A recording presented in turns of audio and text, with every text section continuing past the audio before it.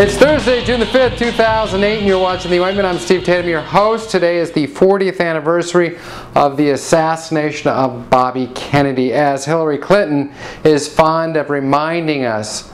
Remember, Bobby Kennedy was shot in June. Yeah, we know.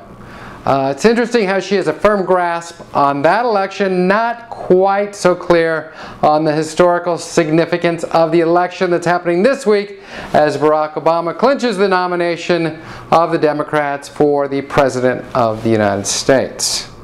And since that historical event has happened, and everybody knows it but Senator Clinton, although she's coming to her senses, I'm going to look today at Barack Obama's potential running mates. Yeah, I'm going to run down the VP candidates and tell you what I think of them. And here they are. First up, Ted Strickland, John Edwards, Tom Daschle, Claire McCaskill, Ed Rendell, Michael Bloomberg, and Wesley Clark. They're all great. They're not getting picked. I don't have time to talk about them. On the more likely list, Janet Napolitano, the governor of Arizona. Fight Arizona with Arizona. Now, I don't know that she's a closeted lesbian. I just know she spends an awful lot of time talking about it. And I'm not sure Democrats want to spend that much time talking about that between now and November.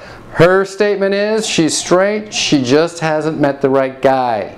Hey, Janet, if you want to know how that turns out, give Janet Reno a call.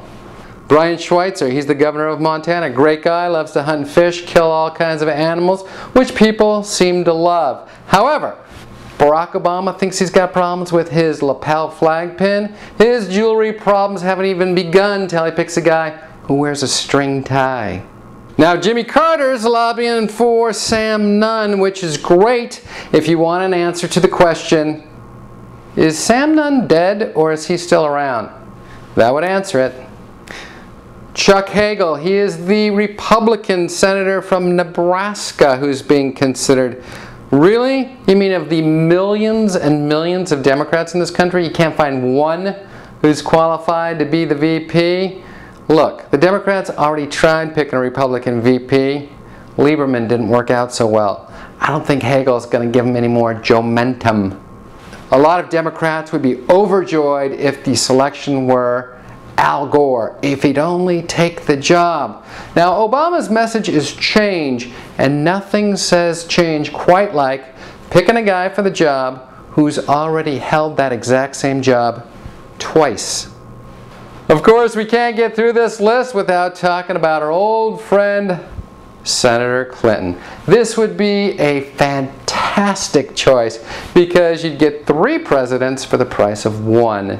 And of course, every single decision the president would make, including those made at 3 a.m., would be made by a simple majority. And that is the way our government ought to be run.